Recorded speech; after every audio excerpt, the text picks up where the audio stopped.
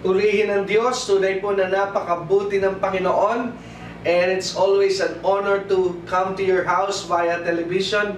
Muli, welcome po sa programa at palatuntunang Vessels of Fire. At ako po ang inyong makakasama muli sa loob po ng 30 minutes sa pag-aaral ng Salita ng Diyos. My name is Brother Dexter Durante po, na makakasama niyo po sa programa at palatuntunang Vessels of Fire. Kumusta po kayo mga kapatid at mga minamahal na taga-subaybay, mga taga-panood sa programa at palatuntunang ito. And it's always a pleasure na kayo po ay makasama at makasabay po namin sa pag-aaral ng Salita ng Diyos dahil sa awa at habag ng Panginoon, it is only because of the grace of God tayo po ay nakapagpapatuloy sa programa at palatuntunang ito. Kaya sa oras pong ito, sa araw na ito, halina po, tayo po ay magsimula na mag-aral po tayo ng salita ng ating Panginoon. And let us bow our heads in prayer. Simulan po natin ang ating programa sa pamamagitan po ng pananalangin. Let us pray. O Diyos, amang makapangyarihan sa lahat, maraming salamat po sa pagkakataong ibinigay mo sa amin na muling makarinig at makapag-aral ng iyong mga salita. God, we offer to you, we dedicate to you this program today. At hayaan mo nga po, Panginoon, na ang iyong kapangyarihan ay dumaloy, Panginoon, through the airwaves in front of these cameras, Panginoon, at marinig po nila, maunawaan nila, Panginoon, at makarating sa kanilang buhay, Panginoon, ang iyong salita na buhay, makapangyarihan, at wala pong katulad, Panginoon. At maraming salamat po sa pagkakataong ito na ipinagkaloob sa aming lahat. Magamit po ang pagkakataong ito to bring glory to your name. At ito po'y dinadalangin namin sa iyo. Binabalik namin ngayon pa lamang ang papuri, parangalan, pagsamba. Idinalangin namin ito sa pangalan ng iyong anak na si Jesus. Amen. Praise God. So tayo po ay dumako na sa pag-aaral po ng salita ng Diyos.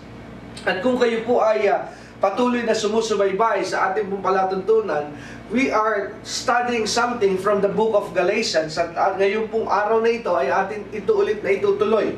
Kaya kung kayo po ay ngayon lamang nakasama po namin, we always do a review para po yung mga bago lamang na makakasabay sa ating pong Bible studies ay makasabay po sa ating gagawing pag-aaral. So if you have your Bibles, can you turn it with me sa Galatians chapter 3 verse 27 hanggang sa 29. Ang sabi po sa Galatians chapter 3, babasa po tayo sa King James Version.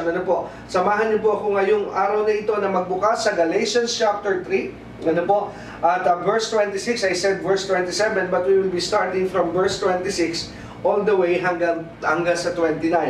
So let's start reading. Ang sabi po sa verse 26, sabi ni Paul sa mga taga-Galatians, sabi niya, "For you are all the children of God by faith in Christ Jesus. And for as many of you as have been baptized into Christ, have put on Christ. There is neither Jew nor Greek. There is neither bond nor free. There is neither male nor female, for you are all one in Christ Jesus. And if you be Christ, then are ye Abraham's seed and heirs according to the promise." So ito po yung ating teksto na ilang araw na po nating pinag-aaralan at tinututukan. Nung mga nakaraang pong araw ay akin na po tinalakay ito at nakarating na po tayo doon sa bandang huling talata at talatang 29. Because once we became a Christian by believing in Jesus Christ, ang sabi po ng verse 29, not only we have received the benefit of being a child of God, ang sabi po dito sa verse 29, we also became Abraham's seed. And not only we became Abraham's seed, and sabi po sa verse 29, we also became an heir. Amen? Yung po yung ating tinatalakay ngayon pong araw na ito, yung connection ng isang mananampalataya, ng isang dating di mananampalataya, and now you became a Christian, you became a child of God, so we became a seed of Abraham, and not only a seed, we became an heir. At ating pong tinunghayan ang Genesis chapter 12 dahil ang sabi po ng Bible, sabi ni Paul sa Galatians chapter 3, na ang mga sumampalataya sa Panginoong Jesus ay naging binhi ni Abraham, at hindi lamang naging binhi, sabi naging rin po tayong tagapagmana ayon sa pangako. And last time na atin po itong tinalakay, we go to Genesis chapter 12. so that we will be educated. Ano po? Magkakaroon po tayo ng tinatawag na kaunawaan kung ano po ba yung mga pangako, yung example ng pangako na ibinigay ng Diyos sa lalaking ang pangalan ay Abraham. Ano po? Sabi po sa Genesis chapter 12, akin lamang pong gagamitin ito ngayong araw na ito sa review para po sa ating pagpasok sa ating bagong pagpapatuloy ng ating pong talakayan at pag-aaral ng salita ng Diyos. Ang sabi po sa Genesis 12, ang sabi ng Lord sa verse 1 to 3, this is the coverage. Ano po? Ito po yung kabuuan ng tinatawag na mga pangako na yung simula ng pagbibigay ng Diyos ng pangako sa lalaking ang pangalan ni Abraham. Now, last time na tinalakay po natin ito, nakita po natin that God promises something to Abraham, ano po, and we believe na ito pong pattern na ginagamit po ng Diyos kay Abraham is also the same pattern na inia-apply po ng Diyos sa iyo at sa akin. Why? Because we are serving the same God. Iisa po ang Diyos sa ating pinaglilingkuran. Kaya madalas ko po sinasabi, if God has done it to Abraham, if God had blessed Abraham, I believe He can bless us today. Pwede naniniwala rin na kaya niya tayong pagpalain ngayon. Why? Because we are serving the same God. The God that Abraham served is the God that you and I are serving today. Kaya kung ako rin po yun yung tatanungin, nais ko rin pong idagdag ito sa ating pangunawa sa oras at sandaling ito, that if God can heal His people before, kung nakapagpapagaling ang Diyos nung unang panahon, nakapagpapagaling pa rin po ang Diyos ngayon. Amen? Eh, makikita po natin yung pattern na matututunan po natin dito sa aral na ito para po tayo magkaroon ng tinatawag na karunungan doon sa ginagawa ng Diyos sa ating pong mga buhay. Kaya sabi dito sa Genesis 3, when Abraham received the promise coming from God, nung tinanggap po ni Abraham, ano po, ang pangako mula sa Panginoon. Nung tinanggap po niya yung pangako, ano po, I saw it in my Bible na nung tinanggap po ni Abraham, yung pangakong ito mula sa Diyos, he was 75 years old of age. Ano po, siya po ay 75 taong gulang nung tinanggap po ni Abraham yung pangako. 75 years old. Pero nung natikman po niya yung pangako ng Diyos nang simula niya itong maranasan sa kanya pong buhay, he was already 100 years old. Kaya ang akin pong natuklasan dito sa araling ito, what happened doon sa panahon na si Abraham was waiting for the manifestation of the promise of God to come to his life. Dahil, let me give you a hint. Bigyan ko po kayo ng kaunting idea. Ang akin po nais na ipaabot sa inyong kaunawaan ngayong araw na ito sa ating pong pinag-uusapan, ano ang naging dahilan kung bakit ang pangako ng Diyos ay umabot po ng tinatawag na 75 to 125 years bago po nag-manifest ang pangako ng Diyos sa buhay ni Abraham. At kung yun po ay nangyari kay Abraham, I believe that same pattern is applicable to you and me. Amen? Because why? We are serving the same God. Kaya mayroon pong ilang mga bagay na natuklasan ko po sa buhay ni Abraham na magagamit po natin. Para po maunawa natin, makatulong po sa atin para hindi po tayo mapagod. Hindi po tayo bumitaw, hindi po tayo bumigay sa takbuhin inilaan sa atin ng Panginoon, because our God who promises us is faithful. Dapat po ang ating Diyos, kaya huwag po tayong bibitaw. Let us learn from the story of Abraham. Number 1, may mga dahilan kung bakit po naantala ang mga pangako ng Diyos na ibinigay niya kay Abraham. Number 1 na akin po natuklasan, number 1 is Abraham needs to deal first with his flesh or his selfish attitude. Tatagalogin po natin. Una, kailangan po munang alisin sa buhay ni Abraham yung tinatawag na makasariling ugali. Makasarili, selfish, self-centered. Bakit po? Bakit po mahalaga itong alisin muna ng Diyos sa buhay ni Abraham? Alam niyo po kung bakit? Sapagkat God will about to pour out His blessing to Abraham, ibubuhos po kasi ng Diyos ang napakalaking biyaya kay Abraham. At pagka ang isang tao po ay naandun pa sa kalagayan at katayuan na makasarili, then the blessings of God Amen? Na inintend ng Diyos sa taong ito ay hindi po magagamit ng tama. Bakit po? Dahil siya po ay may makasariling ugali. Now, let me give you an example sa buhay ni Abraham. Genesis chapter 12 is one good example sa buhay po ni Abraham. Tingnan po natin yung nangyari sa buhay ni Abraham sa Genesis chapter 12 verse 10. Sabi po sa verse 10, let me read it to you. Sabi po sa verse 10, Genesis 12. And there was a famine in the land, and Abraham went down into Egypt to sojourn there. For the famine was grievous in the land. And it came to pass, when he was come near to enter into Egypt, that he said unto Sarai his wife, Behold now, I know that thou art a fair woman to look upon. Therefore it shall come to pass, when the Egyptians shall see thee, that they shall say, This is his wife, and they will kill me. But they will save thee alive. Verse 13. Say, I pray thee, thou art my sister, that it may be, look at this, that it may be well with me, for thy sake, and my soul shall live because of thee. Ano po yung nangyayari dito sa Genesis 12, mga kapatid? Sabi mo ng Biblia, there was a famine in the land. Meron daw pong nangyaring tagutom sa lupain during this time. At si Abraham went to Egypt. Pumunta po siya sa Egypt. Because there was a famine in the land where he was staying. So siya po ay nag-transfer, nagmupo siya sa lugar sa Egypto. At ang sabi doon ni Abraham, dahil na-anticipate ni Abraham that something might happen to them that is not good pag sila po ay dumating sa lupain sa Egypto. Look at this. Bago po sila dumating sa Egypt, ang sabi po ni Abraham sa kanyang asawa, because Sarai, his wife, was with Abraham during this time.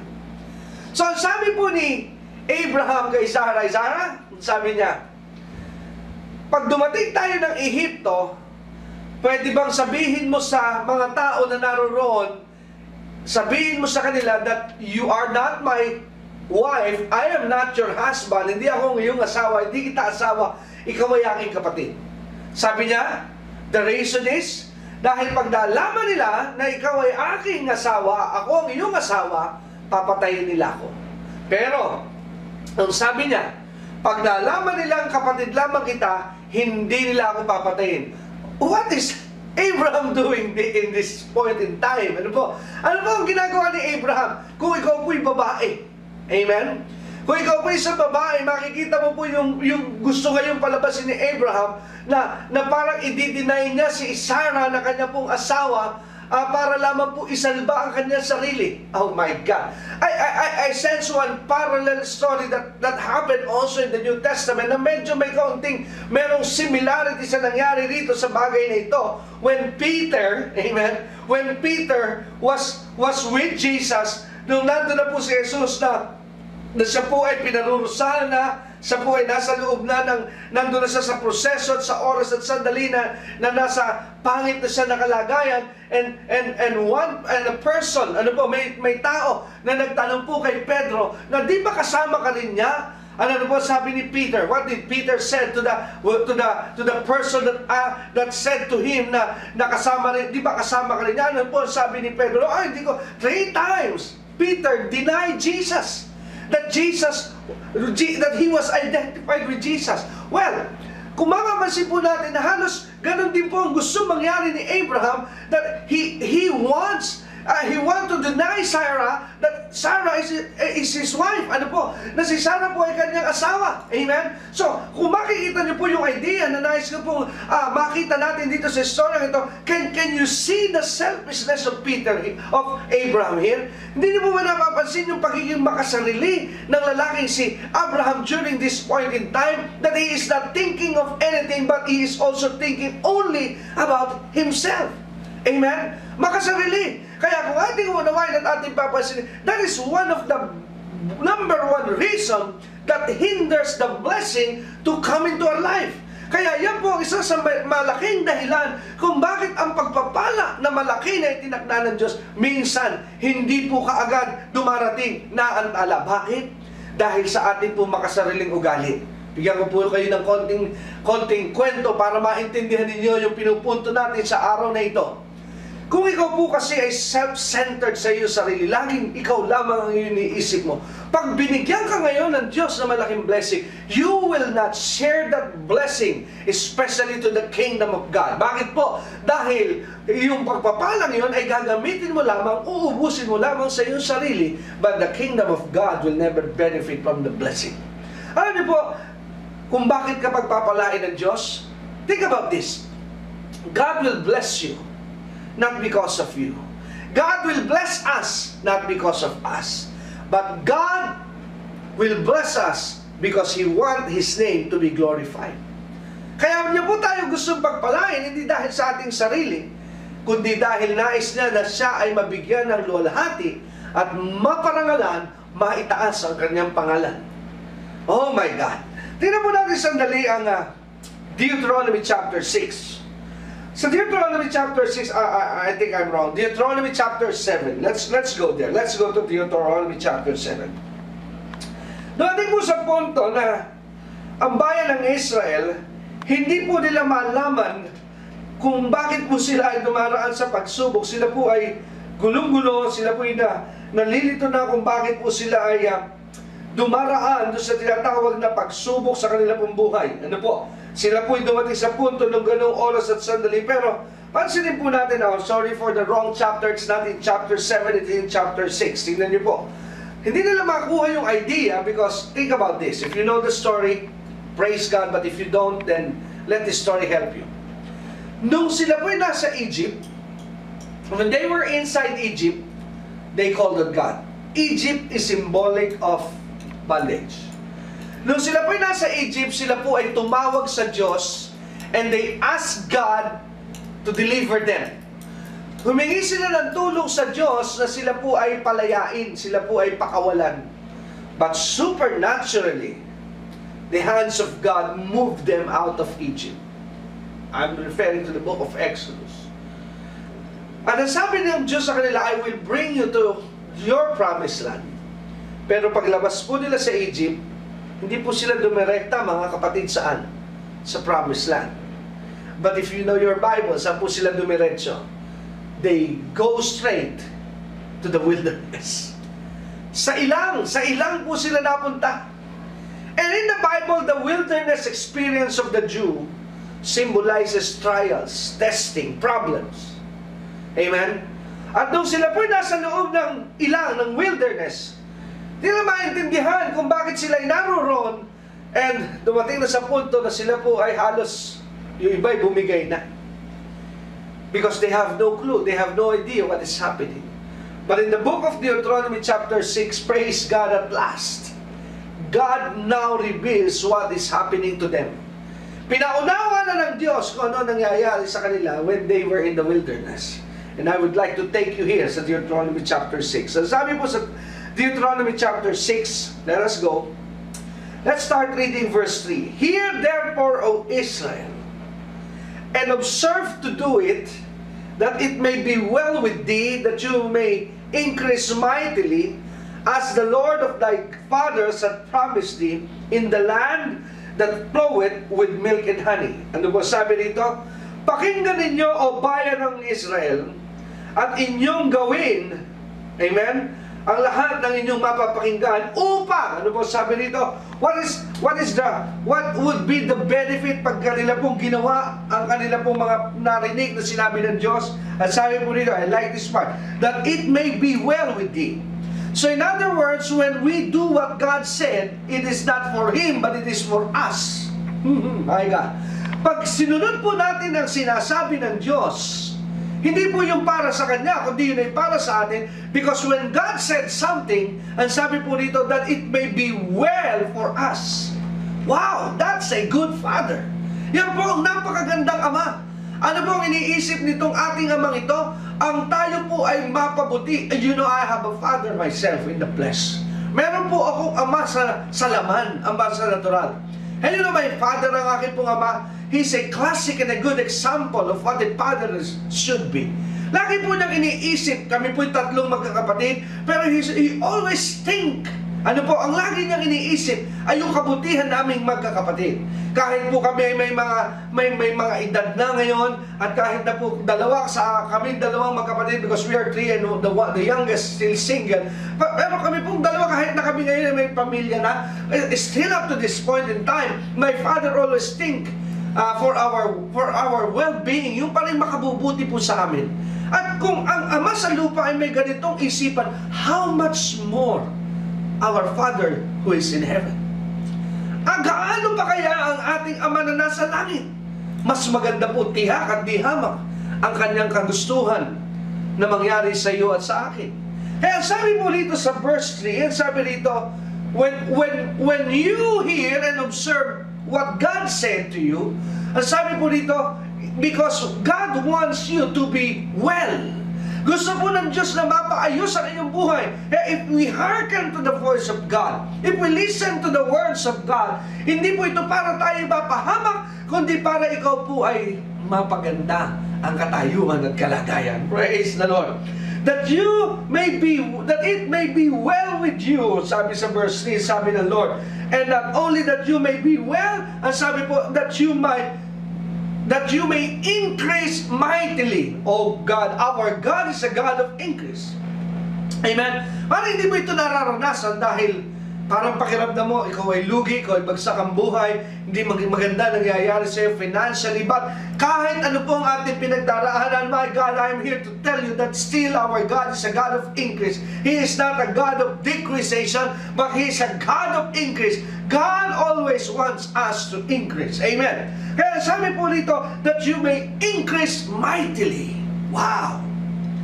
As the Lord of thy fathers, as the Lord God of thy fathers, ang sabi ng Diyos, had promised thee, in the land that floweth with milk and honey.